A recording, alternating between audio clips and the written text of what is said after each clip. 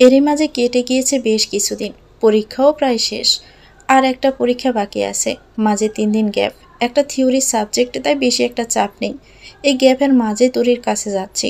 শহরের সবচেয়ে বড় দোকানটা মিনয়ের বাবার। কসমেটিক্স সাথে বিয়ে, গায়ে হলুদের সমস্ত রকম আইটেম পাওয়া যায়। ঢাকা থেকে পাইকারি রেটে নিয়ে এসে বিক্রি করে। তরি মোটামুটি কিছু গহনা বানানো শিখে গেছে। গহনার সমস্ত ম্যাটেরিয়ালস আমি কিনে দিয়েছিলাম। সবটা হয়েছে মিনয় আর মিনয়ের বোন ফিহুর সহযোগিতায়। মিনয় যাবতীয় টিউটোরিয়াল কালেক্ট করে দিয়েছে, যা দেখে সহজে তরি সব বুঝতে পারবে। ফিহু হাতে ধরে পাশে থেকে যাবতীয় সাহায্য করেছে। তরি অনেক কিছু শিখে গিয়েছে এখন। অ্যান্ড্রয়েড ফোনের প্রায় যাবতীয় ফাংশনই পারে এখন। আগে ইউটিউব কি তাই বুঝতো না। এখন তরি ফোনের পেজ লক দিতেও শিখে গেছে। নিজে ফেসবুক আইডি খুলতে শিখেছে পেজ ক্রিয়েট করতে। ইউটিউবে যাবতীয় সব সার্চ করতে শিখেছে। আট পরে শাড়ি ছেড়ে 3 পিস পরেছে। অনেকটা পরিবর্তন করে ফেলেছে নিজের। পিউর সাহায্যে অনলাইনে ইংলিশ কোর্স করছে। ইংলিশ যে সে মোটেও জানে না তা নয়, সে যা জানে আমিও তা জানি না। অনেকেই জানে না বলা যায়। আসলে তার বৃত্তিটা ভালো, রিয়েল খাঁটি সোনা যাকে বলে। মেধা আল্লাহর একটা বিশেষ দান। রোশন স্যার ওর স্কুলে ক্লাস 8-এ সার্টিফিকেট আনতে গেলে ওর স্কুলের প্রধান শিক্ষক খুব আফসোস করে বলেছিলেন, ইস খাঁটি রত্ন ছিল মেয়েটা, শুধু গাইডের অভাবে ঝরে গেল। একটা ভালো ফ্যামিলির অভাবে মেয়েটা নিজের প্রতিভার বিকাশ ঘটাতে পারল না। এমন একটা রত্ন যদি আমাদের ঘরে থাকতো, পরিশ্রম করে দেখতাম কিছু করা যায় কিনা। যেমন শান্তশিষ্ট ছিল ও চাহনি, তেমন ছিল ভদ্র স্বভাবের মেয়েটা। সবার খুবই প্রিয় ছিল, এত বেশি মেধা ছিল। ওর লেখাপড়ার সব খরচ আমরা শিক্ষকরাই বহন করতাম। হুট করে ওর ফ্যামিলি ওর বিয়ের সিদ্ধান্ত নেয়। ওর ফ্যামিলি বলতেও সাসারাই ছিল। ওর মা বাবা তো খুন হয়েছিল যখন তরির বয়স মাত্র 7 দিন। ওর বাবা যার সম্পত্তি ছিল নিজের ছেলে না থাকায় পরায়জ অনুযায়ী সাসা সেটুকু পেরে যায়। তা বাবা মারা যাওয়া 2 মাসের মধ্যে দখলে নিয়ে নেয়। ওর বোনদেরও বিয়ে দিয়ে দেয়, যা খরচ করেছে সেই হিসাব অনুযায়ী নিজের নামে করে নেয়। এভাবে ওর বিয়ের একদিন কথা কানে আসে, মেয়েটাকে লেখাপড়া করাবে, কিন্তু আর করালো না। সে যে বিয়ে হলো আর কোনোদিনও মেয়েটার মুখ দেখতে পেলাম না। বিয়ের পর যে কি হলো কেউ জানতেও পারলো না। আগে যদি জানতাম এমন হবে, ওর বিয়ে দিয়ে আর পড়াবে না, তাহলে তখনই আইনি পদক্ষেপ গ্রহণ করতাম। আইনি পদক্ষেপের কথা শুনে রোশন স্যার অবাক হয়ে জানতে চাইলেন, কেন স্যার, আইনি পদক্ষেপ কেন? প্রধান শিক্ষক জানালেন, তরির চাচা বাড়িতে তরির চাচাতো ভাইয়ের সাথে ওশান গিয়েছিল। তরির চাচাতো ভাইয়ের সাথে ওশানের পরিচয় ছিল। গ্রামের মানুষের মুখে নানাবিধ কথা শোনা যায়। কেউ কেউ বলে তরি আর ওশানের আগে থেকেই সম্পর্ক ছিল। ওশানেরও বাড়িতে যাতায়াতের মধ্যে দিয়ে নাকি সম্পর্ক হয়ে যায়। তারপরে নাকি তরির সাথে কিছু একটা অসভ্য আচরণ করে ওশান। সেটা নিয়ে গ্রামে অনেক কাহিনী রটে যায়। তবে জিনিসটা তরির চাচা ধামাচাপা দিয়ে দেয় এক প্রকার। গুঞ্জন শোনা গিয়েছিল ওশান নাকি রেপ করতে গিয়েছিল। তরির চিৎকারে কিছু মানুষ জড়ো হয়েছিল, কিন্তু তরির চাচা সে বিষয়ে কোনো পদক্ষেপ না দিয়ে বিয়ে দিয়ে সম্মান বাঁচানোর কথা ভাবেন। গ্রামের মানুষ যখন একটা স্টেপ নিতে চাইল, ওশান আর ওশানের মা পুলিশের ঝামেলা থেকে বাঁচতে কিছু টাকা অফার করে তরির চাচাকে। কিন্তু তরির চাচা আরেক সেনা, সে জানিয়েছিল বিয়ে না করলে সে আইনের সহায়তা নেবে। আজকাল রেপের অভিযোগের শাস্তি সম্পর্কে আমরা সবাই জানি। ভিতরে অনেক কাহিনী অজানা আমাদের, লোকমুখে যা শোনা তাই বলছি। পরে তাদের মাঝে কি সমঝোতা হয়েছিল জানি না। তরিকে লেখাপড়া শেখাবে, বিভিন্ন কথা বলছিল, কিন্তু পরে নাকি তরি নিজে আর পড়ালেখা করতে চায়নি। তরির চাচাও বেঁচে গেল গাঢ় থেকে বোঝা নেমে গিয়ে। সাপও মরল, লাঠিও ভাঙল না। ব্যাপারটা ঠিক সেরকম। বিয়ের পর তরির চাচা জানিয়েছিল তরিকে নিয়ে তার অনেক সম্মান নষ্ট হয়েছে। তরি যেন আর তার বাড়ি কোনোদিনও না যায়। সেদিন থেকে রোশন স্যারের মনটা আরও বেশি খারাপ, যেন কোনো সিনেমার ট্র্যাজেডি রোশন স্যার দেখলেন। স্যার বলেছিলেন, আর ওনার চোখে কল্পনা সেসব দৃশ্য ফুটে উঠেছিল। জীবনে এত ভয়াবহ হতে পারে, সমাজ কত কঠিন, যার কেউ নেই তার জন্য জীবন কত কঠিন। এই কথাটা রোশন স্যারকে বলতে উনি বললেন, যার কেউ নেই তার জন্য যেন একটা সারা জন্ম হয়। এত ভালো স্টুডেন্ট রোশন স্যারের বাড়িতে এসে ঝরে গেল। উনি যেন নিজেকে কেমন অপরাধী ভাবছেন। এ সময় উনি ঢাকা ইউনিভার্সিটিতে লেখাপড়া করছিলেন। পারিবারিক ব্যাপার কিছুই জানতেন না। নিজের আম্মা যা বলতেন ওটাই বিশ্বাস করতেন। মন আমারও খারাপ তরির জন্য। মাঝে মাঝে এত খারাপ লাগে আমার, ভিতরটা অদ্ভুতভাবে জ্বলে পড়ে যায়। যেখানে ওশানকে উপযুক্ত শাস্তি দেওয়া উচিত ছিল, সেখানে কিনা জেনে শুনে একটা লম্পটের সাথে বিয়ে দিয়ে দিল। এর শাস্তি ঠিক একদিন ওশান পাবে। আমাদের সমাজ এমন কেন? অপরাধীকে শাস্তি দেওয়ার থেকে মান সম্মানের কথাই বেশি ভাবে। তরিকে যতটুকু পারছি নিজের মতো করে গড়ে তোলার চেষ্টা করছি। তরি এখন বেশ কয়েকটা গহনা রেডি করে ফেলেছে। গহনাগুলো মিনয়দের দোকানে দেওয়ার কথা। সেল হলে লাভের কিছু অংশ মিনয়দের, বাকিটা তরির। গহনাগুলো আজ ডেলিভারি দেওয়ার কথা। এরই মধ্যে আম্মুর ফোন এলো। ফোন রিসিভ করতে আম্মু উত্তেজিত কণ্ঠে বলল, কী সমস্যা তোমার? বেশ অবাক হয়ে বললাম, কেন আম্মু? তোমাকে না বলেছি শ্বশুর বাড়িতে গিয়ে বেশি অশান্তি করবে না? তোমার শাশুড়ির সাথে বেয়াদবি করেছো কেন? তোমার বাবার কাছে নালিশ দিয়েছে। তোমার বাবা আমাকে এসে যাচ্ছে তাই কথা শোনাচ্ছে। অদ্ভুত আম্মু, বাবা তোমাকে বকছে কেন? কারণ তার আদরের মেয়েকে সে কিছু বলতে পারবে না। তুমি জানো না তোমার বাবা তোমাদের দু বোনকে কিছুই বলে না, যা বলার সব আমাকেই বলে। তুমি গুরুজনদের সম্মান দিচ্ছ না কেন? তোমার বিয়ের পর তাদের সংসারে ভাঙন ধরেছে, এসব শুনতে কি ভালো লাগে? তুমি আমাকে একজাক্টলি কী জন্য ফোন দিয়েছ? তুমি বুঝতে পারছো না কী জন্য ফোন দিয়েছি? আজ তোমার ভাই থাকলে আমাদের সাথে এমন বেয়াদবি করলে তোমার কি ভালো লাগতো? শাশুড়ির কাছে ক্ষমা চাইবে তুমি আজকে। তোমাকে বিয়ে দিয়েছি ও বাড়ির দুনিয়ার অশান্তি তোমার ঘাড়ে নিতে নয়, বুঝেছ? প্রতিটা জয়েন্ট ফ্যামিলিতে কিছু না কিছু ঝামেলা থাকে।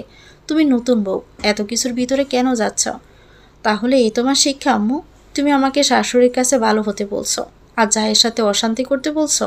তুমি কি তোমার জায়ের সাথে ঝগড়া করতে আম্মু? তুমি জীবনে কি দেখেছ আমাকে ঝগড়া করতে? তুমি ঝগড়া করনি, অথচ আমাকে শিখিয়ে দিচ্ছ আমার জায়ের সাথে অশান্তি করতে। তোমাকে কখন শেখালাম আমি এসব? এ বাড়িতে শাশুড়ির সাথে মানিয়ে চলা মানে জায়ের সাথে অশান্তি করা, বুঝতে পেরেছ? এ বাড়ি আর অন্য বাড়ির হিসেব অনেক আলাদা। তুমি এসব বুঝবে না। না, এত সব বুঝতে চাইছি না। তুমি তোমার শাশুড়ির সাথে আর কোনো ঝামেলায় জড়াবে না, বুঝতে পেরেছ? দুদিন পর রোশানও তোমার প্রতি বিরক্ত হবে এসব নিয়ে।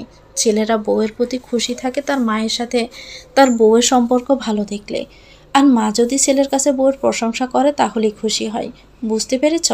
সংসার করা অত সোজা নয়। ভেবো না পুরুষ মানুষ মিষ্টি হেসে কথা বলছে বলে সব উজাড় করে দিচ্ছে। পুরুষের মন বোঝা অত সহজ নয়। দেখা যাবে ঘুরে এসে বলবে, তোমাকে পরীক্ষা করছিলাম আমি। অনেক দেখা আছে জীবনে এসব। আম্মু, তোমার বয়স কত? আমার বয়স দিয়ে কি হবে তোমার? না বলো না, দরকার আছে। এই 45 হবে। খুব একটা বয়সও হয়নি আম্মু। আমাদের তো ভাই নেই। ভাইয়ের আফসোস আমাদের থেকেই গেল আম্মু। প্লিজ একটা চান্স নাও, প্লিজ ট্রাই আম্মু। একটা বেবি নিয়ে নাও। আমাদের একটা ভাই হোক, তোমার একটা ছেলে হোক। সেই ছেলে বড় হলে তাকে বিয়ে দিয়ে আমার শাশুড়ি মানে তোমার বেস্ট ফ্রেন্ডের সাথে নিয়ে যুদ্ধ করো, বুঝলে? রাখলাম। আর বাবাকে যা বলা তার জামাইকে বলতে বলো। এমনি মেজাজ খারাপ, তার উপর আম্মুর অকারণ উপদেশ। রাগে কি অসহ্য লাগছে তা বলার মতো নয়। এরই মাঝে ফোন বুম বুম করে উঠল। ফোনের স্ক্রিনে রোশান স্যারের নাম্বার বাড়ছে। রাগে মোডে ফোন রিসিভ করে বললাম, যা বলার দ্রুত বলুন। আমি শাওয়ারে ঢুকেছি সারা। তোমাকে না বলেছি আমি শাওয়ারে ঢুকলে টাওয়াল নিতে ভুলে যাই? আমার শাওয়ার শেষ না হলে তুমি কোথাও যাবে না, রুমে থাকবে। আজ শাওয়ারে গিয়ে দেখি টাওয়াল নেইনি। তুমি তো বেরিয়ে গিয়েছ। এসে আমাকে বকাবকি করবে না একটুও। পুরো রুম ভিজিয়ে ফেলেছি। কি? এ আপনার সমস্যা কি? সে নির্জন প্রহরের পর একদিনও গোসলে গিয়ে টাওয়াল নেননি। অর্ধেক গোসল করে দরজায় উকি দিয়ে টাওয়াল ছাওয়ার অভ্যাস কবে থেকে হলো আপনার? যেদিন থেকে বউ হয়েছে। আপনার উদ্দেশ্য আমি সবই বুঝি। এসব বলে বলে টাওয়াল ছাওয়ার চক্করে আমাকে নিয়ে আর বললাম না, থাক। এত ক্ষেপে আছো কেন? আবার কার সাথে ঝগড়া করলে? আপনার কি মনে হয় আমি খালি খালি ঝগড়া করি? এসে যেন রুমে পানি না দেখে, বুঝেছেন? রাখলাম। আমি যেহেতু ঝগড়া করি সেহেতু ফোন দিবেন না। আবারও রাগ করে ফোনটা কেটে দিলাম। ভীষণ রাগ হচ্ছে আমার আজ। এ রাগের মাঝে নেত্র সম্মুখে সুন্দরতম একটি দৃশ্য ফুটে উঠল। তন্ময় সোয়ার চোখের ছবি কভার ফটোতে দিয়েছে। তাতে ক্যাপশন দিয়েছে, প্রহর শেষে আলো রাঙা, সেদিন চৈত্র মাস, তোমার চোখে দেখেছিলাম আমার সর্বনাশ। রবীন্দ্রনাথ ঠাকুর।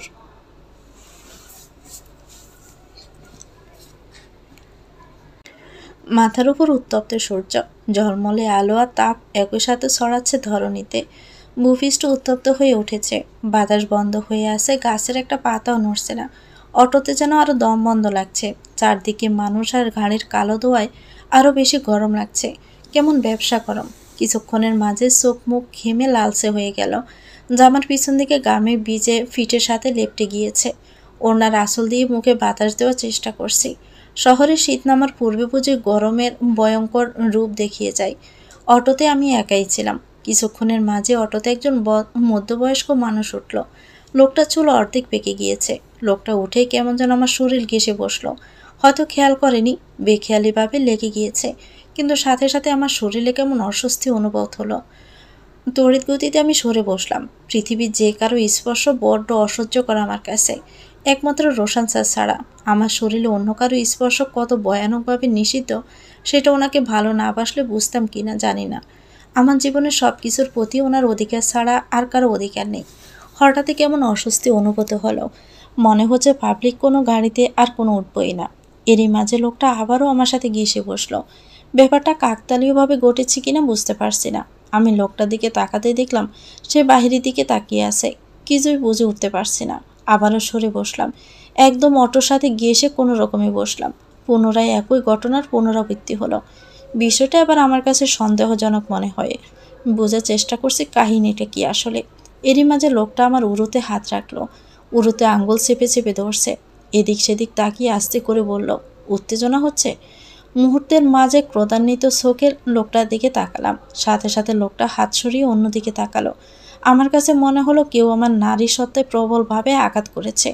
সমস্ত রক্তবিন্দু যেন টকবক করে উঠল। ভীষণ অপমান বোধ করলাম। কেন একজন পুরুষ রাস্তায় একা পেয়ে একটা মেয়েকে দেখে খারাপ কথা বলবে? রাগে চোখ মুখ ঝালের মতো জ্বলছে। সাথে সাথে পায়ের স্যান্ডেল খুলে লোকটার দিকে উঁচু করে বললাম, জুতা চিনিস? জুতা? জুতা দিয়ে মুখ সোজা করে দিব। এ ভাই, অটো থামান। অটোওয়ালা অটো থামিয়ে বলল, কি হয়েছে আপা? আমি অটো থেকে তড়িৎ গতিতে নেমে বললাম, এই লুচ্চা বেড়া আমাকে হ্যারাসমেন্ট করেছে। অটোওয়ালা অটো থেকে নেমে বলল, কি ব্যাপার চাচা, বদমাইশি করেন কেন? নামেন গাড়ি থেকে। লোকটা নেমে থতমত হয়ে বলল, মিথ্যে কথা, সব মিথ্যে কথা। আমি আরও রেগে গিয়ে লোকটার মুখে স্যান্ডেল দিয়ে সজোরে বাড়ি মেরে দাঁত কিড়মির করেই বললাম, কি বললি? আমি মিথ্যে কথা বলছি? জুতা দিয়ে তোর মুখ আজকে সোজা করে ফেলবো। চিনিস আমারে? এমন শিক্ষা দিব জীবনের মতো আর উত্তেজনা আসবে না। তোর অন্ডকোষ আস্ত রাখবো না। নিজে কেমন একটা অন্য জগতে যেন চলে গেলাম। রাগে থরথর করে কাঁপছি আমি। অটোওয়ালা আমার রোষপূর্ণ চাহনি দেখে ভয় পেয়ে যায়। অটোওয়ালা আমাকে বলল, আপা শান্ত হন, এরে তো আমি দেখছি। লোকটা বলেই যাচ্ছে আর আমি কিছু করিনি।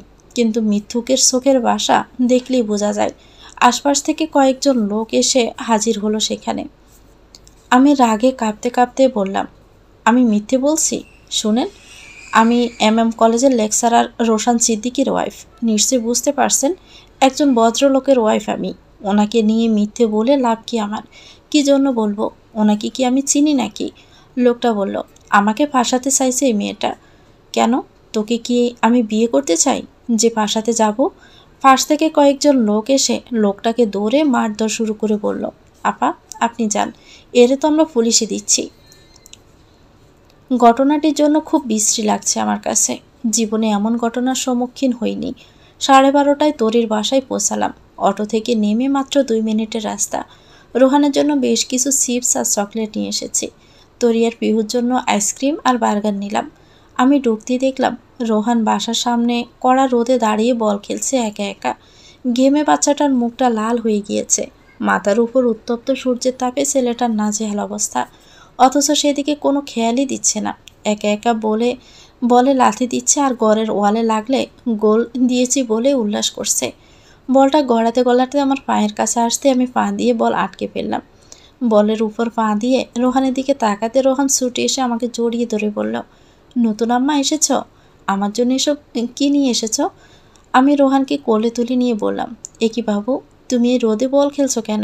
শরীর খারাপ করবি তো বাবা। এমনি খেলছি। রোহান চিপস ধরে টানাটানি করছে আর বলছে, আম্মা আমি চিপস খাবো।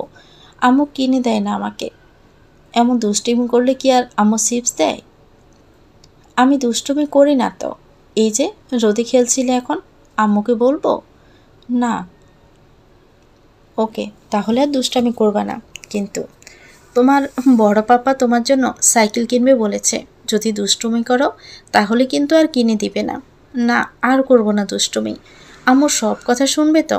হ্যাঁ শুনবো। প্রমিস করো। প্রমিস। নতুন আম্মা? প্রমিস মানে বুঝে তো? মানে ওয়াদা করা, কথা দেওয়া। কথা দিয়ে কথা না রাখলে কিন্তু অনেক পাপ দেয় আল্লাহ। ওই যে উপরে আকাশ আছে না, আকাশের ছাদ মামার উপরে আল্লাহ থাকে। সেই কথা কিন্তু না রাখলে খুবই শাস্তি দেয়। বুঝেছো বাবা? এরই মাঝে তরি এসে বলল, ভাবি এসেছেন? এত লেট হলো যে? আমি রেডি হয়ে আবার চেঞ্জ করে ফেলেছি। ইয়েস বেবি, এসেছি। একটু ঝামেলার জন্য দেরি হয়ে গেল। রোহান আমার কোল থেকে নামো। আমার কষ্ট হয়ে গিয়েছে। কী বলে এসব তুমি তরি? বাচ্চাকে কোলে নিতে কোনো ক্লান্তি আসে নাকি আমার? ভাইয়ের ফোন ধরছেন না কেন? আমাকে অনেকবার ফোন দিয়ে জিজ্ঞেস করেছে আপনি ফুসিয়েছেন কি না। ভাইয়া খুবই চিন্তা করছে আপনার জন্য। এক্ষুনি ফোন দেন। ফোন যেন কে কে দিয়েছে, আমি আসলে খেয়াল করিনি।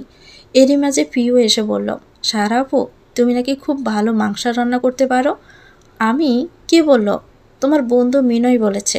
বলল আজ সারা এলে ওকে দিয়ে রান্না করিয়ে দোকানে খাবার নিয়ে আসবি। মিনয় এই কথা বলেছে? বাবা যায়, কি অদ্ভুত কথা। আজ এমন রান্না করে খাওয়াবো না, এ রান্না খেয়ে জীবনে আর কোনো নারীর হাতের রান্না খেতে চাইবে না ও। সারা আপু, তাহলে আমরা বিকেলে যাই, কি বলেন? আপনি মাত্র এলেন, দুপুর হয়ে গিয়েছে। রান্না করে খেয়ে একটু রেস্ট নিয়ে তারপর যাব। তাছাড়া ভাইয়া আজ বাজার করে দিয়ে গেছে। বাবা, কিপটে কি বাজার করেছে, তবে কাকতালীয়ভাবে তরিয়াপুর সব প্রিয় সবজির সাথেই মিলে গিয়েছে। মানে কি প্রিয় বেবি? মানে আমিও বুঝলাম না। মানে তরিয়াপু যেসব সবজি মাছ পছন্দ করে সেসবই সব কিনে দিয়েছে। অথচ ভাই আমার বোনে যে সারা জীবন পিছু পিছু ঘুরলেও কিছু কিনে দেয় না। তোরে আমাদের দুজনের দিকে তাকিয়ে বলল, ছি ছি, এসব কি কথা পিহু?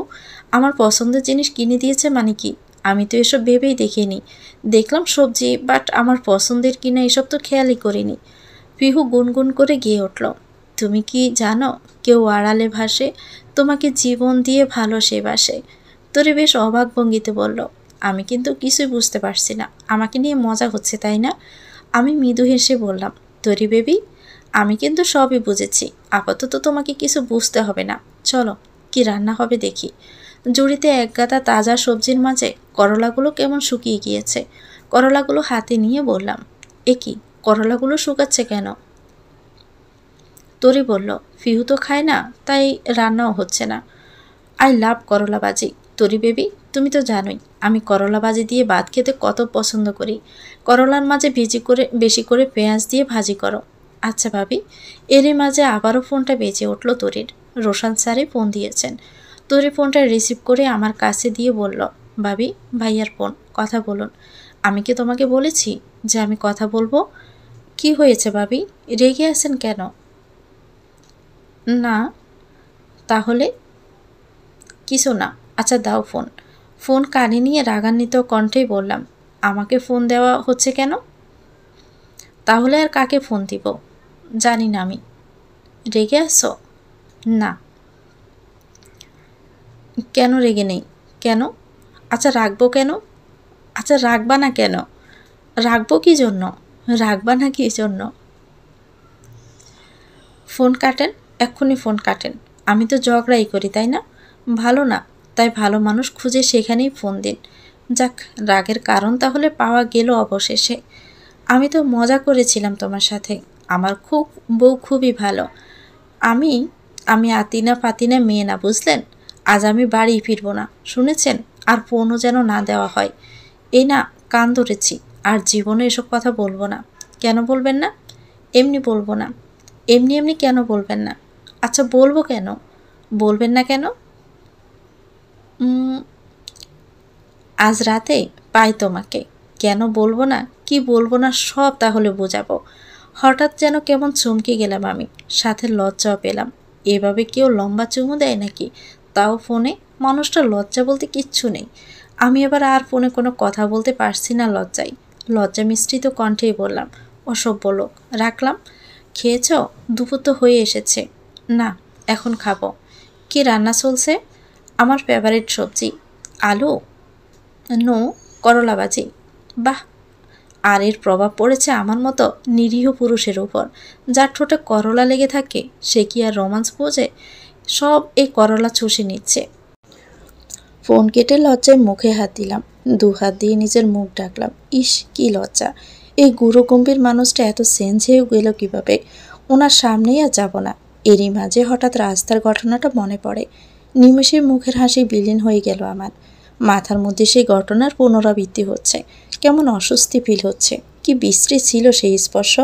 বেবি শরীরের সমস্ত চামড়া শরীর থেকে আলাদা করে দিতে ইচ্ছে করছে। এরই মাঝে তরির ফোনের মেসেঞ্জারের নোটিফিকেশন টোন বেজে উঠল। পরপর 3 বার বাজল। মিনয়ের নাম দেখে বেশ অবাক হয়ে ফোনের স্ক্রিনে তাকালাম। শাটার টেনে দেখলাম প্রথম মেসেজ। আমার রিকোয়েস্টটা কি রাখবেন মিস তরি? জীবনে প্রথম কোনো মেয়ের কাছে রিকোয়েস্ট করেছি, আশা করি রিকোয়েস্টটা ফেলবেন না। কিসের রিকোয়েস্ট? কি রিকোয়েস্ট? মনের মাঝে তুমুল কৌতূহল শুরু হলো। মিনয় কি রিকোয়েস্ট করতে পারে তরির কাছে? ঠোঁট কামড়ে ধরে বিষয়টা ভাবতে শুরু করলাম। কি হতে পারে কাহিনী? আমি কি তরির ইনবক্সে ঢুকবো? ঢোকা কি ঠিক হবে? না, এটা লেম ইস্যু হয়ে যাবে। কিন্তু কি রিকোয়েস্ট সেটাও তো আমাকে জানতেই হবে, না হলে ঘুমই আসবে না। লেম প্রেম যা ইস্যু হবে হোক, তরি তো আর কারোর সাথে প্রেম ট্রেম করে না। যেমন পার্সোনাল কোনো ইস্যু থাকতে পারে। মেসেঞ্জারে আমি, রোশান স্যার, ফুফু শাশুড়ির মেয়ে পিহু আর মিনয় ছাড়া আর কেউ নেই। ভাবতে ভাবতে প্রবেশ করলাম তরির মেসেঞ্জারে। মিনয়ের ইনবক্সে ঢুকে সামান্য একটু উপরে গেলাম। তরির নিকনেমও দিয়ে ফেলেছে অলরেডি মিনয়, মায়াবিনী। কাল রাতের মেসেজ থেকে পড়া শুরু করলাম। ঘুমিয়ে গিয়েছেন? না, বাবু জেগে আছে এখনো। ও, খেয়েছেন রাতে? সবসময় এমন মলিন মুখে থাকেন কেন মিস তরি? হাসি খুশি থাকার মতো কোনো কারণই তো আমার জীবনে নেই ভাইয়া। ভাইয়া? প্লিজ ডোন্ট কল মি ভাইয়া। কেন? সোজা সাপটাই কথা বলি, আমি আপনাকে বোনের নজরে দেখি না, আর দেখাও পসিবল নয়। এসব কি বলছেন? যা সত্যি তাই বলছি, এসব আর বলবেন না প্লিজ। আমি বড় বেপরোয়া ছেলে মিস তরি, যা বলি তাই করি। এখন বলুন, আপনি কেন হাসেন না? হাসতে ভালো লাগে না তাই? কেন লাগে না? সবই তো জানেন। আমার মতো মেয়ের জীবনে কিভাবে হাসি আসবে বলুন? নিজের কোনো ঘর নেই, নিজের স্বামী যাকে অবলীলায় ছেড়ে গিয়েছে, দীর্ঘদিনের সংসার থেকে বিতাড়িত, তার কাছে হাসি আশা করেন কিভাবে? এসব আমার জীবন থেকে বিদায় নিয়েছে। আপনিও একদিন হাসবেন, আপনার হাসি দেখে পুরো বিশ্ব মুগ্ধ হবে। আপনি একদিন নিজের জন্য হাসবেন, নিজের জন্য বাঁচবেন। এসব জটিল কথা তো বুঝি না, তবে এটুকু জানি আমার জীবনে হাসি আনন্দ কোনো দিনও ছিল না, আর আসবেও না। বাহিরে চাঁদ দেখেছেন? দারুণ না চাঁদটা? যেদিন জ্যোৎস্নাময় রাতে ওই আলোয় গা ভেজাবেন কারোর সাথে, সেদিন বুঝবেন জীবন সত্যি সুন্দর, ভালোবাসাও সুন্দর। তবে সেটা ওশানদের মতো লম্পট মানুষের হাত সাথে নয়। ওই বেইমানির দুনিয়ায় এখনও শুদ্ধতম ভালোবাসার মানুষ আছে, যাদের সঙ্গ পেলে জীবন সত্যি সুন্দর হয়। দেখুন, আমি ডিভোর্সি, ছেলে আছে, এসব ভাবতেও চাই না। আপনিও একদিন ভাববেন। পরদিন সকালের মেসেজ। শুভ সকাল মিস্তরি। শুভ সকাল। ঘুম থেকে উঠলেন কখন? অনেক ভোরে। এত ভোরে উঠে কি করেন?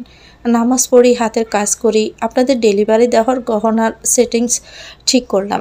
আপনার হাতের কাজ সত্যিই নিখুঁত, যে কোনো মানুষেরই নজর কাটতে বাধ্য হবে। বেশি বলছেন না? বেশি কোথায়, বরং কমই বলছি। বুঝেছি সেটা আমি।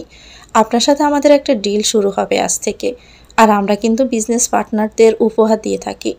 আমার উপহার লাগবে না। এখনও লাগা কিংবা না লাগা ফ্যাক্ট নয়, দিতে হয় এটাই নিয়ম। তাহলে তো আমাকেও দিতে হবে। কি দিব আপনাকে? বেশি কিছু না, 1 প্যাকেট সিগারেট দিলেই হবে। আপনি সিগারেট খান নাকি? কেন? ছোটবেলায় এক ললনা চেকা দিয়েছিল, মাঝে মাঝে মনে পড়লেই খাই। ছোটবেলার চেকা মনে রেখেছেন? মনে রাখবো না? মেয়েটা আমার হৃদয় দখল করে নিয়েছিল পুরোপুরিভাবে। চেকা দিল কেন? বিয়ে হয়ে গেল। আপনার সাথেই পড়তো? না, মেয়েটার বাড়ি আমাদের গ্রামের বাড়ির পাশেই। গ্রামে যেতাম আর মেয়েটাকে দেখে দেখে মুগ্ধ হতাম। কি মুগ্ধ করা চাহনি ছিল তার, সরলতার উপমা ছিল। এমন অবুঝ চাহনি ছিল যাকে দেখে ভালো না বাসলেও অন্যায় হতো। তারপর আমি প্রপোজ করার আগেই হুট করে বিয়ে হয়ে গেল, আর কোনোদিন দেখাই পেলাম না। না চাইতেও দারুণ একটা সেকা খেয়ে বাঁকা হয়ে গেলাম। অনেক খুঁজেছি, তার দেখার মিললই না। সেই যে হারালো, আর ফিরে এলো না। আর কোনোদিন দেখা পাননি? পেয়েছি 5 বছর পর।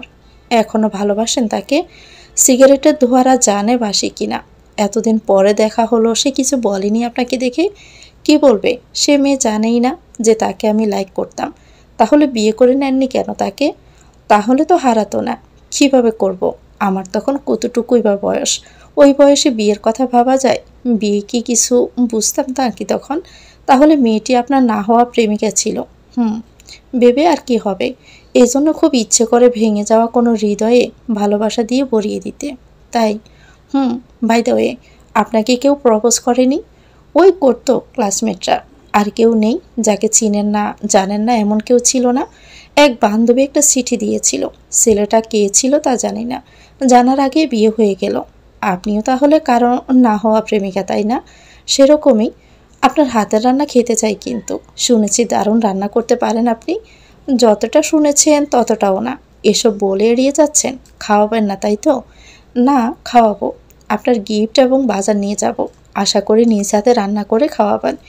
জি, চেষ্টা করব। সকাল 10টার মেসেজ। প্লিজ শাড়িটা পরবেন কিন্তু, আর শাড়ি চুড়ি পরেই আসবেন।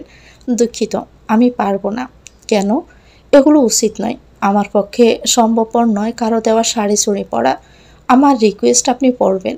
আমাকে 1000বার রিকোয়েস্ট করলেও আমি পড়বো না। তরির ফোনের মেসেজগুলো দেখে মনে হলো মিনয়ের উইকনেস তৈরি হয়েছে তরির প্রতি। হঠাৎই মনে হলো মন্দ হতো না মিনয় আর তরির মিল হলে, কিন্তু তরি কি আর এই মুহূর্তে মেনে নিবে এসব? বা কোনোদিনই বা মেনে নিবে? সময় যাক, হয়তো সময়ের সাথে সাথে আপনা আপনি সব ঠিক হয়ে যাবে। তরি বুঝতে শিখবে ওর লাইফে বেটার কাউকে প্রয়োজন। দুপুর গড়িয়ে বিকেল হলো। তরির বানানো গহনাগুলো নিয়ে রওনা হলো মিনয়দের দোকানের উদ্দেশ্যে। তরি মিনয়ের দেওয়া শাড়িটা পরেনি, 3 পিস পরেই এসেছে। মেয়েটা বোধহয় এসব থেকে দূরে থাকতে চাইছে। আমিও আর এসব ব্যাপারে কিছুই বললাম না। কিছুক্ষণ পরে মিনয়দের দোকানে পৌঁছে গেলাম। মিনয়দের দোকানে ঢুকতে দেখলাম মিনয় আরশোকে তরির দিকে তাকালো, তবে তরি তাকালো না। তরির দৃষ্টি দোকানে রাখা বিভিন্ন ফুলের গহনার দিকে। মিনয়ের বাবা আমাদের দেখে স্বভাব সুলভ হাসলেন। আমি তরির সালাম দিলাম। আঙ্কেল সালামের উত্তর দিয়ে কর্মচারী ডেকে গহনার বক্সগুলো দোকানে নিতে বললেন। কর্মচারীরা গহনার বক্সগুলো দোকানে তুলল। তারপর কর্মচারীদের বললেন, যা খাবার নিয়ে আয়। খাবারের কথা শুনে বললাম, না আঙ্কেল, মাত্রই খেয়ে এসেছি, আমরা খাবো না। আরে মা, আঙ্কেলের দোকানে এসেছ, খালি মুখে কিভাবে যাবে শুনি? আঙ্কেল মিনয়ের দিকে তাকিয়ে বললেন, ভিতর থেকে টুল আর চেয়ার দাও বাবা। মিনয় টুল আর চেয়ার এগিয়ে দিল।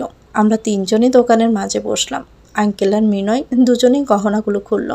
মিনয় দেখেই বলল, বাহ, গহনাগুলো কিন্তু খুব সুন্দর হয়েছে। আঙ্কেল বললেন, বাহ, দারুণ হাতের কাজ তো। এত সুন্দর নিখুঁত কাজ কিন্তু আগে দেখিনি বললেই চলে। আমি আঙ্কেলকে বললাম, আপনাকে তো সব বলাই আছে আঙ্কেল, নতুন করে কিছুই আর বলার নেই। কোনো সমস্যা হলে বলবেন। আচ্ছা মা, রেখে যাও, বিক্রি হলে আমি জানাবো। ঠিক আছে আঙ্কেল। এরই মাঝে কর্মচারী কোল্ড ড্রিঙ্কস, আইসক্রিম, গরম সিঙ্গারা নিয়ে এলো। গরম সিঙ্গারা আর আইসক্রিম খেতে খেতে যাবতীয় কথা শেষ করলাম।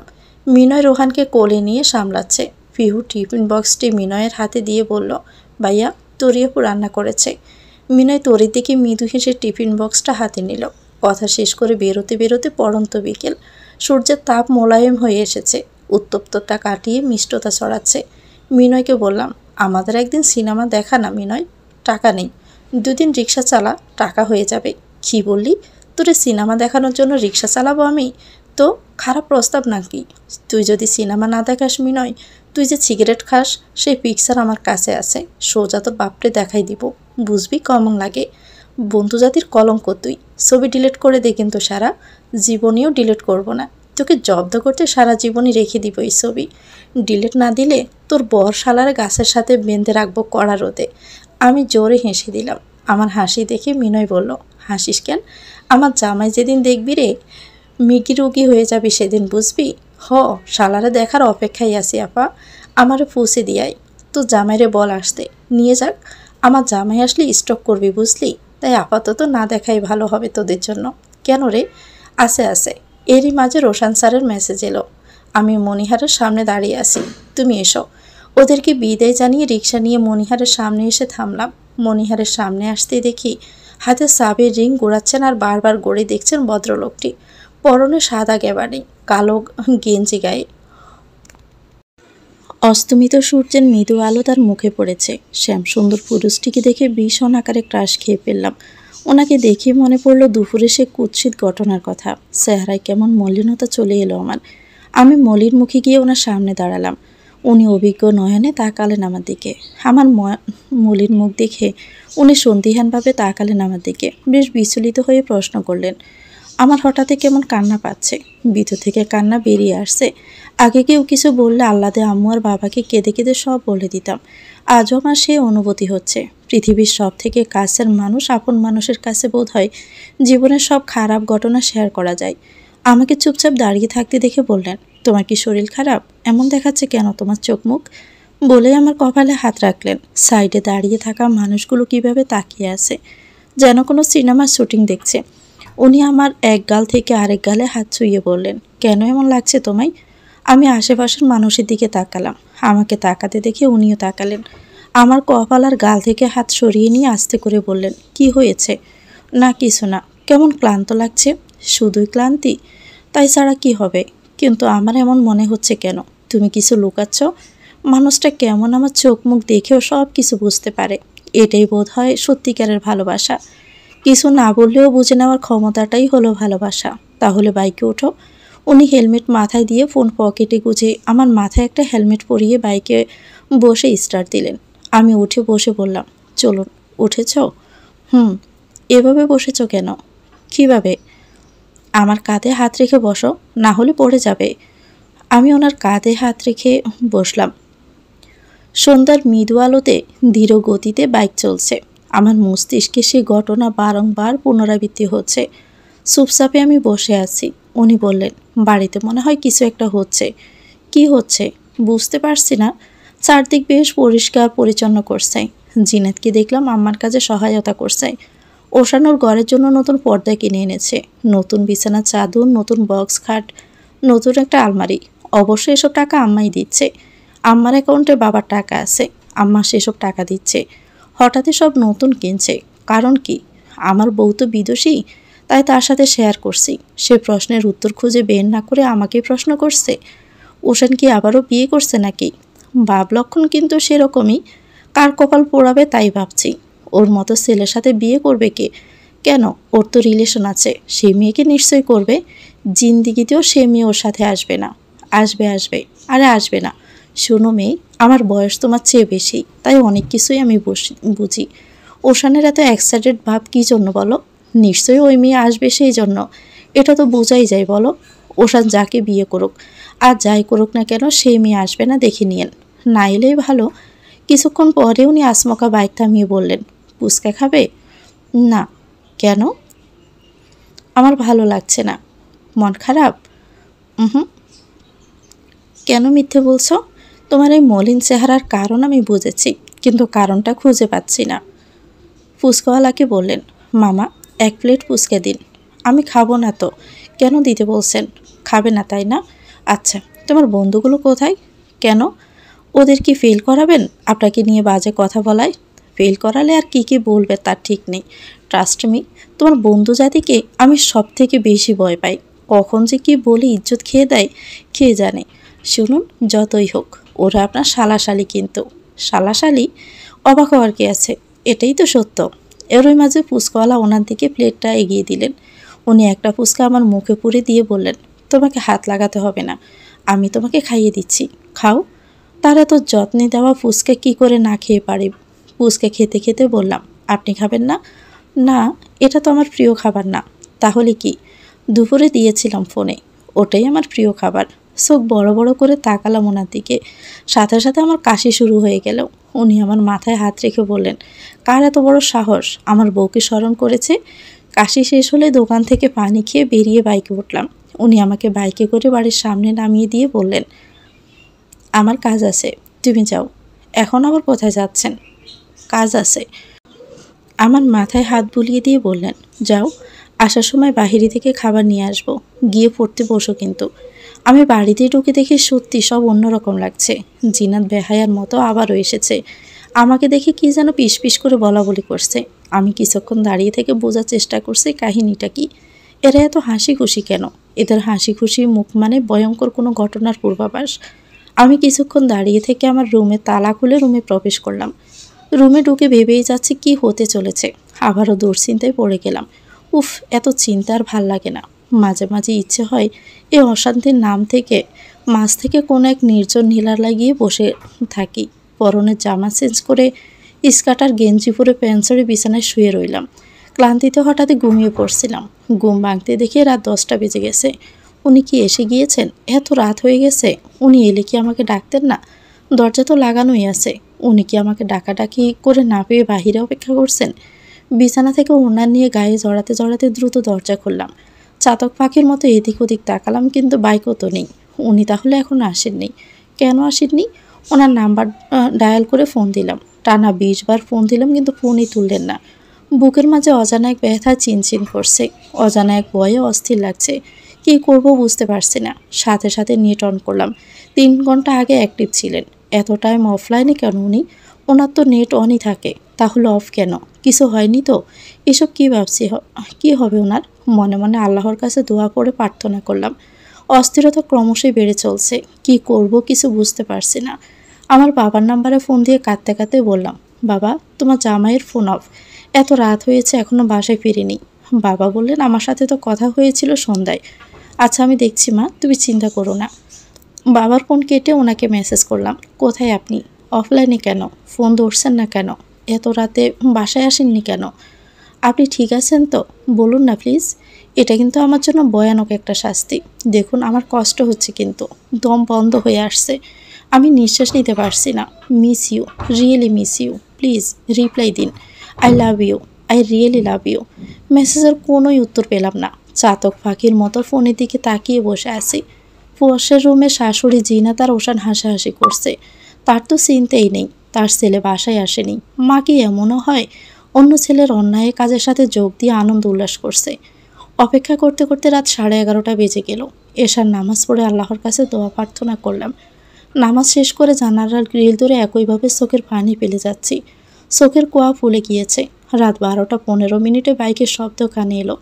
আমি তড়িৎ গতিতে উঠে দাঁড়ালাম। উনি বাইক স্ট্যান্ড করে রেখে ক্লান্ত শরীরে ডুলতে ডুলতে রুমে প্রবেশ করলেন। হাতে একটা প্যাকেট। ওনাকে দেখে ছুটে গিয়ে জড়িয়ে ধরলাম। বেসামালভাবে কান্নায় ভেঙে পড়লাম আমি। উনি বেশ অবাক হয়ে হাতের প্যাকেটটা নিচে ফেলে আমাকে জড়িয়ে ধরে বললেন, কি হয়েছে তোমার? এভাবে কাঁদছো কেন? আমি আরও জোরে কেঁদে দিলাম। কাঁদতে কাঁদতে হিসকি উঠে গিয়েছে আমার। কিছুই বলতে পারলাম না। উনি আসার আগে কত কিছু ভেবে নিয়েছিলাম, কিন্তু এখন কিছুই বলতে পারছি না, শুধুই কাঁদছি। উনি আমার দু গালে ওনার 2 হাত দিয়ে আদর করতে করতে বললেন, এভাবে কাঁদলে কিন্তু আমি নিজেকে ঠিক রাখতে পারবো না, আমিও কেঁদে দিব। এমনিতে আজ ভীষণ ক্লান্ত। বউ, একটু আদর করবে, সেবা যত্ন করবে, তা না করে কেঁদে আরও বেশি কষ্ট দিচ্ছে আমায়। আমি বিছানায় গিয়ে বসে বললাম, এতক্ষণ কোথায় ছিলেন? আমার চিন্তা হচ্ছিল। উনি হাতের ঘড়ি খুলতে খুলতে বললেন, দেখছিলাম আমার বউ আমাকে মিস করে কিনা। এ কেমন দেখা বলেন? আমার প্রাণই চলে যাচ্ছিল। উনি ঘড়িটি ড্রেসিং টেবিলের সামনে রেখে গায়ের গেঞ্জি খুলে আলনায় মেলে দিয়ে বললেন, টাওয়ালটা দিবে? ওয়াশরুমে যাব, ফ্রেশ হতে হবে। আমি টাওয়ালটা ওনার হাতে দিয়ে অভিমান করে বিছানায় বসে রইলাম। উনি কিছুক্ষণ পরে ট্রাউজার পরে বেরিয়ে এলেন। গায়ে কিছুই নেই। ফ্লোর থেকে প্যাকেট তুলে একটা প্লেটে ভাত আর মাংস ঢেলে আমার মুখে দিয়ে বললেন, খাও। ভাত চিবাতে চিবাতে বললাম, আপনি কোথায় ছিলেন? আজ একটা গুরুত্বপূর্ণ কাজ ছিল। ভীষণ সরি, তোমাকে জানাইনি, প্লিজ রাগ করো না। আর ফোন তোলেননি কেন?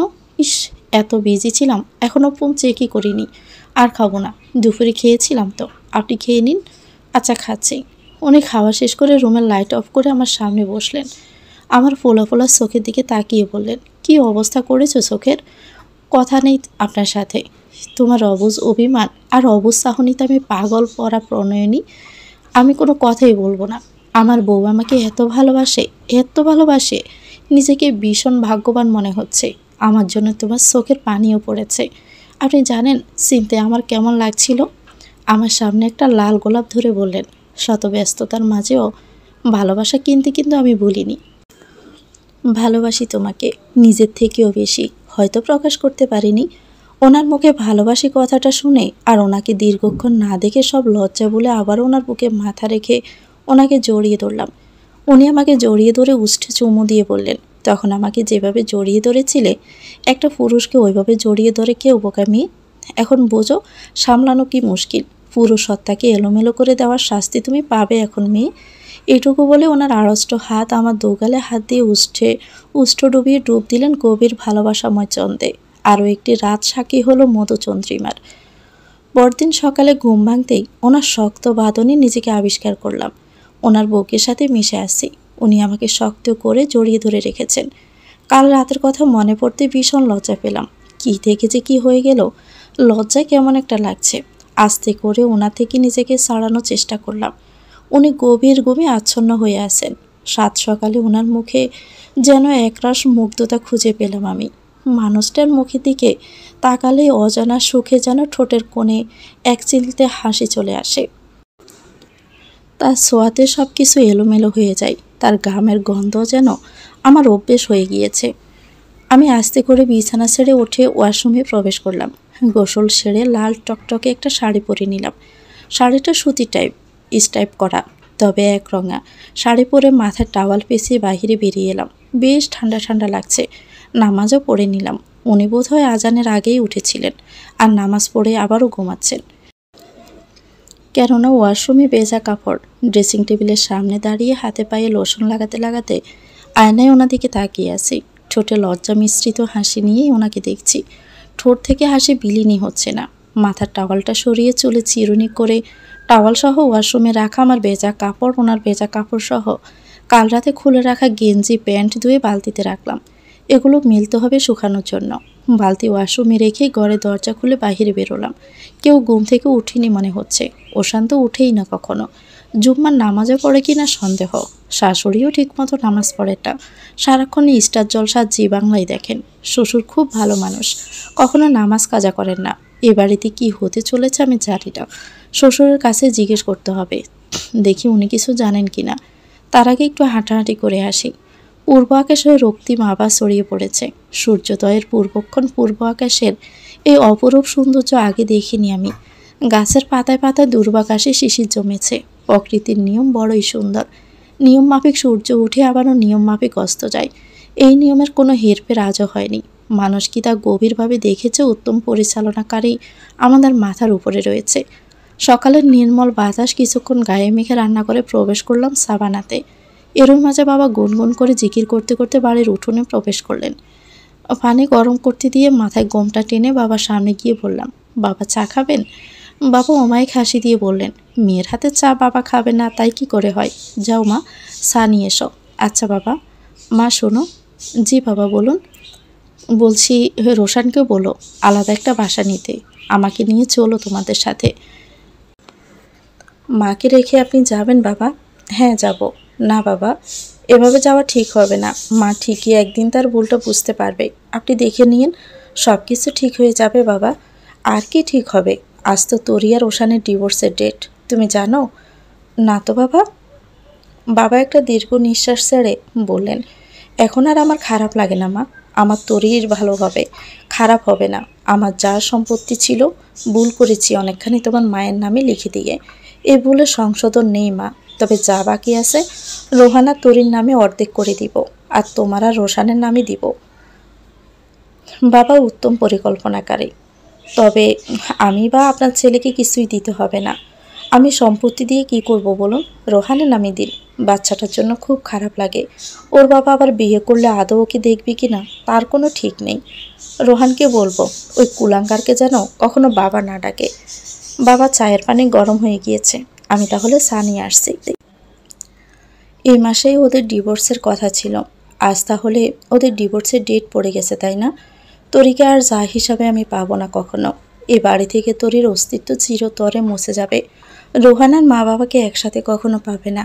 একটা সন্তানের জন্য মা এবং বাবা উভয়কেই প্রয়োজন। কি হবে রোহানের? কথাটা ভেবেই বুকটা কেমন হু হু করে উঠল। বাবার হাতে চা দিয়ে নিজের রুমে গেলাম। বালতির কাপড় বেলকুনিতে মেলে দিলাম। উনি উপুর হয়ে ঘুমাচ্ছেন। উনি অধিকাংশ সময় উপুর হয়েই ঘুমান। ঘড়িতে তখন সকাল 8টা বাজে। উনি সকালে চা বিস্কুট ছাড়া খান না। চা বিস্কুট এনে রুমে রাখলাম। উনি উঠছেন না কেন? ওনাকে তো কলেজেও যেতে হবে। আজ কি তবে ছুটি নিয়েছেন? ডাকবো নাকি ডাকবো না? অনেক কিছু ভেবে চিনতে ওনার কাছে গিয়ে গায়ে হাত দিয়ে বললাম, শুনছেন, কলেজে যাবেন না?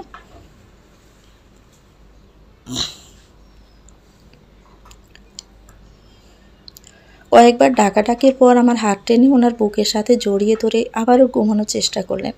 কি করা যায় এই মানুষটাকে নিয়ে? সে তো উঠছেই না। আমি অন্য হাত দিয়ে ধাক্কা দিয়ে ডাকলাম। উনি আবার আমার অন্য হাতও ধরে সম্পূর্ণ নিজের কাছে টেনে নিলেন। এত জোরে টান দিলেন, একদম ওনার কাছে চলে গেলাম। এবার ওনার দু হাতের বাঁধনে আমাকে জড়িয়ে ধরে বললেন, আহ ঘুমাতে দাও না। আমি আস্তে করে বললাম, দেখুন দরজা খোলা কিন্তু। উনি গুমগুম কণ্ঠে বললেন, রুমে বর থাকলে দরজা খোলা রাখতে নেই জানো না? সারাক্ষণ কি দরজা লাগিয়ে রাখবো? রাখবে, যতক্ষণ আমি বাসায় থাকবো। উফ ছাড়ুন তো, সত্যি কেউ চলে আসবে কিন্তু। সমস্ত বউদের কমন ডায়ালগ, কেউ চলে আসবে। কেউ চলে আসার আগে সবাইকে ডেকে এক জায়গায় করে বউকে জড়িয়ে ধরবো ভাবছি। ছি, কী সব কথা। আজ কলেজ যেতে দেরি হলে বুঝবেন। জব টব সব ছেড়ে দিতে ইচ্ছে করছে। জব ছেড়ে ছুড়ে বউ নিয়ে থাকতে ইচ্ছে করছে। তাহলে জব ছেড়ে দিন, দেখি কেমন পারেন। পারবো না জানি, জব না থাকলে বউয়ের লিপস্টিক কিনবো কিভাবে? লিপস্টিক কেনার জন্য হলেও তো জবটা করতে হবে। আপনি কবে আমার জন্য লিপস্টিক কিনলেন? জানতাম প্রশ্নটা তুমি করবে। যেন এমন বোকার মতো প্রশ্ন করার মানে কি? মানে হলো আলমারি খোলো, যাও। কি আছে আলমারিতে? তার জন্য আগে আলমারি খুলতে হবে। আলমারির ড্রয়ার খুলে যাও। আমাকে না ছাড়লে আমি যাব কিভাবে? আচ্ছা, যাও। আলমারি খুলে আলমারির ড্রয়ার খুলে দেখলাম একটা রঙিন কাগজে লেখা, বউ, বউ আমার। আলমারির এই ড্রয়ারটা আমি ফাঁকা রাখি। এই ড্রয়ারে শুধু তোমাকে মাঝে মধ্যে খুশি করতে গিফট রাখার জন্যই বরাদ্দ। কাগজটা তুলে দেখি একটা লিপস্টিকের বক্স। বক্সের ভিতরে 2 ব্র্যান্ডের 2 ডজন লিপস্টিক। সেখানেও একটা রঙিন কাগজের চিঠি। আমার আদুরের চঞ্চল বউটা, তোমার শ্যামসুন্দর পরের ভালোবাসা নিও। আমি জানি 21-22 বছরের ছেলেদের মতো আমি রোমান্টিক নই, হুটহাট ভালোবাসা প্রকাশও করতে পারি না। আমার সবটাই অপ্রকাশিত তোমার কাছে। তবে আমার অপ্রকাশিত ভালোবাসাটাই ভীষণ গাঢ় আর তীব্র, যা হয়তো মুখে বলে প্রকাশ করা যাবে না। মানুষ সাধারণত গিফট করে বিশেষ দিনে, বিশেষ মুহূর্তে। আজ না কোনো জন্মদিন, না কোনো ম্যারেজ ডে, আর না কোনো ভ্যালেন্টাইন্স ডে। এটা জাস্ট একটা সাধারণ ডে। আর এই সাধারণ ডেকে তোমার জন্য অসাধারণ আর মেমোরেবল করতে এই চিঠি তোমার জন্য। এমনি ইচ্ছে হলো হুট করে তোমাকে কিছু একটা লিখতে, তোমাকে ভালোবাসি বলতে এই চিঠি লেখা। ভালোবাসি প্রিয় বউ, আমার অর্ধাঙ্গী, আমার বাম পাঁজরের হাড়ের অস্তিত্ব। বহুদিন ধরে খেয়াল করে এসেছি তোমার লিপস্টিক পরতে খুব ভালো লাগে, তাই লিপস্টিক তোমার জন্য আনা। রোজ পড়ার সময় ভাববে তোমার শ্যামসুন্দর পুরুষের দেওয়া লিপস্টিক। জানি এক মুহূর্তের জন্য হলেও তোমার ওই ঠোঁট তখন আমায় ভেবে হাসবে। ভালোবাসি বউ। চিঠিটা পরে বুকের সাথে জড়িয়ে ধরে মৃদু হাসছি। সত্যি ভালো লাগছে আমার, ভীষণ ভালো লাগছে। এরই মাঝে আড়ষ্ট দুটো হাত আমার কোমর স্পর্শ করলো। কোমর জড়িয়ে ধরে কাঁধে থুতনি ঠেকিয়ে উত্তপ্ত নিঃশ্বাস ছাড়লো। মুহূর্তের মাঝে অদ্ভুত এক কম্পন হলো শরীর জুড়ে। মাথা হালকা কাত করে ওনার দিকে তাকিয়ে ওনার চুলের মধ্যে হাত চালিয়ে পিস করে বললাম, থ্যাংক ইউ শ্যামসুন্দর মানব। এরই মাঝে আমার ফোন বেজে উঠলো। ফোন বেজে উঠতেই উনি আমাকে ছেড়ে দিলেন। কলটা বাবার ছিল। বাবার সাথে কথা শেষ করে এসে দেখি উনি রেডি হয়ে গিয়েছেন। আমি ফ্লাক্স থেকে শার্ট এলে ওনার হাতে দিয়ে বললাম, আজ ওদের ডিভোর্সের ডেট পড়েছে। উনি সায়ের চুমুক দিয়ে বললেন, আমি যেতে পারবো না, তুমি যেও। কিছু ডিভোর্স অত্যন্ত হৃদয় বিদারক হয়, আর কিছু ডিভোর্স আনন্দের হয়। আমি মনে করছি এটা আনন্দের, তাই তোরের জন্য শুভকামনা। আর কয়েকদিন পরে ওর ভর্তি, সব কিছু ভালো হবে, বুঝেছ? ওনার চা খাওয়া শেষ হলে বললাম, আর একটু দিব? উনি মৃদু হেসে বললেন, না, এত নিয়ে পারবো না। নিয়ে পারবেন না মানে? কাল রাতে অনেক চা খেয়েছি, বলে দুষ্ট হাসি দিয়ে বেরিয়ে গেলেন। কি দুষ্ট এই লোকটা, আবার নিজেকে আনরোমান্টিকভাবে। আজ রাতে ওনার সাথে একটু দুষ্টমি না করলেই নয়। অনেকদিন ওনার অন্তত সাহনি দেখিনি। সকাল গড়িয়ে দুপুর হলো। কোর্টে তরি আর মিনয় উপস্থিত। ডিভোর্সের মুহূর্তটা কি বাজে। তরি একটা কথাও বলছে না, ওশানের দিকে বলে তাকাচ্ছেও না। মানুষ বেশি আঘাতের পরে একটা সময় সত্যি পাথর হয়ে যায়। তরিও তাই। গম্ভীরভাবে সাইনটা করে দিল তরি। সাইন করে ধপ করে উঠে দাঁড়িয়ে বলল, আমার কি এখানে আর কোনো কাজ আছে? বেশ অস্থির দেখাচ্ছে ওকে। ওশান খুব অবাক হয়ে তাকিয়ে আছে তরির দিকে। আমি বললাম, না তরি, আর কোনো কাজ নেই। তরি হন করে বেরিয়ে এলো। বেরিয়ে আসার সময় চোখ পানিতে টাইটম্বর, তবে ওশানের সামনে বুঝতে দিল না। তরি বাহিরে এসে ঘন ঘন নিঃশ্বাস নিচ্ছে। আর তখনই ফোন এলো তরির নাম্বারে। গহনা সব বিক্রি হয়ে গিয়েছে। তরির চোখের পানি মুছে সাথে সাথে হেসে দিয়ে আমাকে বলল, সব গহনা বিক্রি হয়ে গেছে। আমি তরিকে জড়িয়ে ধরে বললাম, কনগ্রেচুলেশনস বেবি, এভাবে এগিয়ে যাও। মনের মাঝে কেমন খটকা লাগছে। কে তরি সব গহনা কিনে নিল? এটা তো আর সিনেমা না যে জসিমের মতো এক রাতে লটারি জেতা যাবে, বা সাবানের মতো একটা সেলাই মেশিন দিয়ে গার্মেন্টস বানানো যাবে। কিন্তু কি হলো এটা? How is it possible? 40-এর গহনা শেষ, যশোরে এত মানুষের বিয়ে হয়েছে, কে কিনলো? সব ঝামেলা শেষ করে বাসায় ফিরলাম। আগামীকাল পরীক্ষা, অথচ আমার পড়াতে মন নেই। আগামীকাল পরীক্ষাটা হয়ে গেলেই বাসি। কেউ যদি একটু তাবিজ করেও আমাকে পড়তে বসাতে পারতো, ভাল লাগতো। মানুষ পরীক্ষার আগে রিভিশন দেয়, আর আমি নতুন বই খুলে দেখি। পরীক্ষার আগের দিন পড়বো ভেবে সব রেখে দিয়েছি। পরীক্ষার আগের দিন সকালে না দুপুরে, দুপুরে না রাতে, রাতে না পরীক্ষার দিন সকালে, এভাবেই পরীক্ষার টাইম চলে আসে। আর আমি ভীষণ সিরিয়াস ছাত্রীর মতো পরীক্ষার হল পর্যন্ত বই ক্যারি করে নিয়ে যাই। মানুষ ভাবে কি পড়ুয়া মেয়ে। ওইদিকে রোশান স্যার ওয়ার্নিং দিয়েছেন, উনি গুরুত্বপূর্ণ কাজ করছেন ল্যাপটপে, একদম কথা বলা যাবে না। আর আমিও যেন চুপচাপ বই পড়ি। কিন্তু সমস্যা হচ্ছে, যখনই কেউ আমাকে কথা বলতে নিষেধ করবে, ঠিক তখনই আমার হাসতে হাসতে মরে যেতে ইচ্ছে করবে। একেবারে হুদাই হাসি আসবে। আজকেও সেই সমস্যা। অকারণে হাসি পাচ্ছে, হাসিতে পেট ফেটে যাচ্ছে। এই হাসি চেপে রাখা আমার পক্ষে সম্ভব নয়। হাসি চেপে রাখতে রাখতে পিক করে শব্দ হয়ে উঠল। আমি সাথে সাথে নিজেকে সামলে নিলাম। উনি হাসির শব্দে আসমকা আমার দিকে তাকালেন। ওনার তাকানো দেখে আমি জগ উঁচু করে ডক ডক করে পানি গিললাম, কিন্তু ওনার চাহনি এখনো আমার দিকে। ওনাকে ওইভাবে তাকিয়ে থাকতে দেখে হাসি আর আটকানো গেল না। হাসি পেট ফেটে বেরিয়ে এলো, মুখের সমস্ত পানি ওনার মুখে গিয়ে লাগলো। আমি খিলখিল করে হাসতে হাসতে রুম থেকে বেরিয়ে গেলাম। কিছুক্ষণ পর দেখলাম উনিও রুম থেকে বেরিয়ে গেলেন। ওনাকে বেরোতে দেখে আমি আবারও রুমে প্রবেশ করলাম। ওয়াশরুমে দেখি বালতিতে টাওয়াল ভিজানো। টাওয়াল ছিপে হাত মুখ ধুয়ে টাওয়াল দিয়ে মুখ মুছে ভেজা চিপচিপে টাওয়াল বেখেয়ালিভাবে বিছানায় রাখলাম। টাওয়াল রাখার মিনিট 10 পরে মনে হলো ভেজা টাওয়াল বিছানায় রেখেছি। দ্রুত উঠাতে উঠাতে দেখি ভিজে গিয়েছে বিছানা। টাওয়াল চেয়ারের সাথে মেলে দিলাম। উনি এর মাঝে বাহির থেকে এসে আবারও বিছানায় বসে ল্যাপটপে কাজ করছেন। 2 মিনিট বসার পর আমার দিকে তাকিয়ে বললেন, এখানে ভেজা ভেজা লাগছে কেন? ভেজা লাগবে কেন? ভেজাই তো মনে হচ্ছে, দেখি উঠুন তো। উনি বিছানা ছেড়ে নিচে নামলেন। আমি ভেজা জায়গায় দেখে বললাম, মাছি, আপনি বিছানা ভিজিয়ে দিয়েছেন? হোয়াট? এই বয়সে এই কাজ কীভাবে বিছানায়? ছি ছি ছি। উনি সাথে সাথে চোখ নামালেন ওনার প্যান্টের দিকে। উনি কি এক মুহূর্তের জন্য আমার কথা বিলিভ করে নিলেন? আমি মুখে হাত দিয়ে হেসেই যাচ্ছি। উনি ঘটনা বুঝে উঠতে পারছেন না। এদিকে বিছানা ভেজা। আমি হাসতে হাসতেই বললাম, এটা কি করলেন আপনি? উনি অদ্ভুতভাবে তাকিয়ে আছেন আমার দিকে। কি অদ্ভুত সে চাহনি! জীবনে এমন সিচুয়েশনে বোধ হয় উনি আগে কখনো পড়েননি। রুম জুড়ে হাসির খিলখিল শব্দ। হাসি ছড়িয়ে পড়ছে রুমের প্রতিটি কোনায় কোনায়। আমি হেসে যাচ্ছি, কিছুতেই হাসি থামছে না। উনি কপাল টান টান করে তাকিয়ে আছেন আমার দিকে। আমার এই অকারণ হাসি দেখে হতবিবল হয়ে গিয়েছেন মানুষটা। প্যান্টের পকেটে হাত গুজে আবার সোজা হয়ে দাঁড়িয়ে গুরু গম্ভীরভাবে তাকিয়ে আছেন আমার দিকে। এদিকে হাসতে হাসতে আমি নিঃশ্বাস নিতেই পারছি না। উনি গম্ভীর চাহনি নিক্ষেপ করে তাকিয়েই আছেন আমার দিকে। ওনার ওই চাহনি দেখে আরও বেশি হাসি পাচ্ছে আমার। উনি কি রেগে যাচ্ছেন? প্রবল হাসির মধ্যে দিয়ে বলার চেষ্টা করছি, সরি, কিন্তু সরি বলে উঠতেই পারছি না, শুধু সবের বের হচ্ছে মুখ দিয়ে। উনি আমাকে এত হাসতে দেখে আবার বেশ বিরক্ত হয়ে বললেন, আশ্চর্য।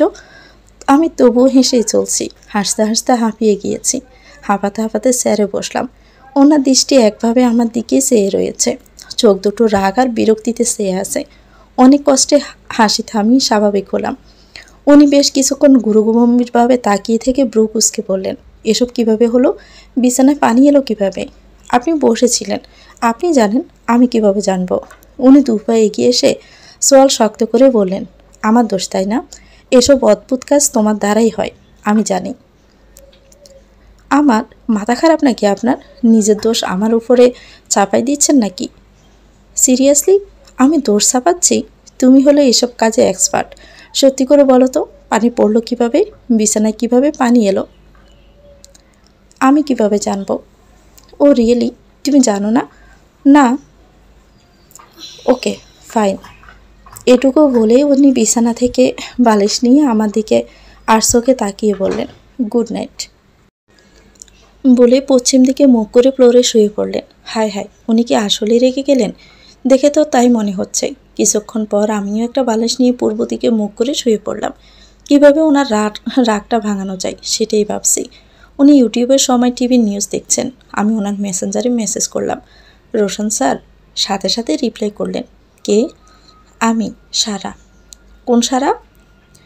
আপনার বউ সারা। পাশে শুয়ে মেসেজ করার কারণ কি? উল্টো দিকে শুয়ে আছেন কেন? কোনো সমস্যা? শুনুন না, আমার দিকে ঘুরুন। কেন?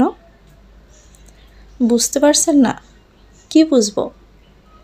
আপনার বউ কেন মাঝরাতে তার দিকে ঘুরে শুতে বলেছে, আপনি সেটা বুঝতে পারছেন না? এটুকু কমন সেন্স কি নেই আপনার? না, নেই। আমার পেয়েছে। ওয়াশরুমের দরজা তো খোলাই আছে। আরে ওসব না। অদ্ভুত, কোন সব তাহলে? প্রেম। ডোন্ট ডিস্টার্ব মি, আমার ঘুম পাচ্ছে। Good night. এটুকু লিখেই উনি ফোনটা অফ করে দিলেন। কীভাবে তার রাগ ভাঙাতে হয় সেটা আমি খুব ভালো করেই জানি। ওনার দিকে ঘুরে ওনাকে পিছন থেকে জড়িয়ে ধরলাম। ওনার কাঁধে মুখ গুজে ওনার পেটের উপর হাত দিয়ে গেঞ্জি সরিয়ে পেটে সুরসুরি দিচ্ছি আর নিঃশব্দে মৃদু হাসছি। গাড়ে নাক মুখ ঘষে যাচ্ছে ক্রমাগত। কি ধৈর্যশীল মানুষ বাবা, এখনও নড়ছেন না। আমিও তো হেরে যাওয়ার পাত্রী নই। আমি আমার মতো করে চেষ্টা চালিয়েই যাচ্ছি।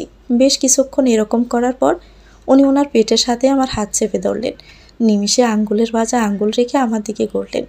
ডিম লাইটের কৃত্রিম মৃদু আলোয় ওনার মুখটা ভীষণ সুন্দর দেখাচ্ছে।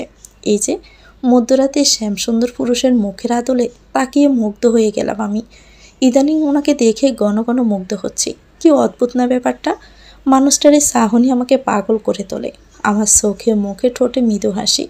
উনি ঘুরে আমার দিকে তাকাতেই আমি কেমন লজ্জা অনুভব করলাম, ভীষণ লজ্জা। ইচ্ছে করছে রুম ছেড়েই পালিয়ে যাই। ওনার চোখে মুখে অদ্ভুত একটা পরিবর্তন, ভীষণ স্নিগ্ধ দেখাচ্ছে। উনি আস্তে করে মুখে গিয়ে নিয়ে আমার কানের কাছে ঠোঁট ছুঁয়ে নেশাক্ত কণ্ঠে বললেন, কি হয়েছে? এমন দুষ্টুমি করছো কেন? ইস, কি লজ্জা! কিছুক্ষণ আগে কি লজ্জাকর কাজটাই না করেছিলাম। আসলে অমন করছিলাম কেন আমি? লজ্জায় দ্রুত ওড়না টেনে মুখ ঢাকলাম। উনি হালকা একটু উঠে আমার দিকে ঝুঁকে মুখ থেকে ওড়নাটা সরিয়ে বললেন, এই মেয়েটা কখনোই আমাকে তার থেকে দূরে সরে থাকতে দেবে না। এমনি গতকাল যেভাবে মেসেজ করেছিলে আমি ওখানে শেষ হয়ে গিয়েছি। কিছুক্ষণ আগে খিলখিল করে হেসে আমাকে খুন করে ফেলেছ, আর এখন যা করলে পুরো আমাকে এলোমেলো করে দিলে। তুমি মায়াবিনী। আমি লজ্জা মিশ্রিত মুখে বললাম, আপনি রাগ করেছেন কেন? আপনি রাগ করলে আমার ভালো লাগে না। উনি এবার পাশে শুয়ে বললেন, দীর্ঘ একটা নিঃশ্বাস নিলেন। আমাকে টেনে নিয়ে ওনার বউকে আমার মাথা রেখে চুলে হাত বোলাতে বোলাতে বললেন, জীবনে কোনো মেয়েকেই এত আমি সহ্য করিনি। ফ্রেন্ডরা বলতো আমি রোমান্টিক পারসন না, তাই আমার বউ নাকি টিকবে না। সে আমি নিজে এলোমেলো হয়ে গিয়েছি বলো। আসলে এমনই হয়, কেউ যখন কাউকে সবটা উজাড় করে ভালোবাসে তখন আপনা আপনি পরিবর্তন চলে আসে। এখন কি হয় জানো? আমার দুপুর তোমার নামে, সন্ধ্যা নামে তোমার নামে। তুমি ছাড়া নিশি অপূর্ণ। এই জীবনের সব পূর্ণতা তোমায় ঘিরে। তুমি আমার নেশা, প্রিয় নেশা।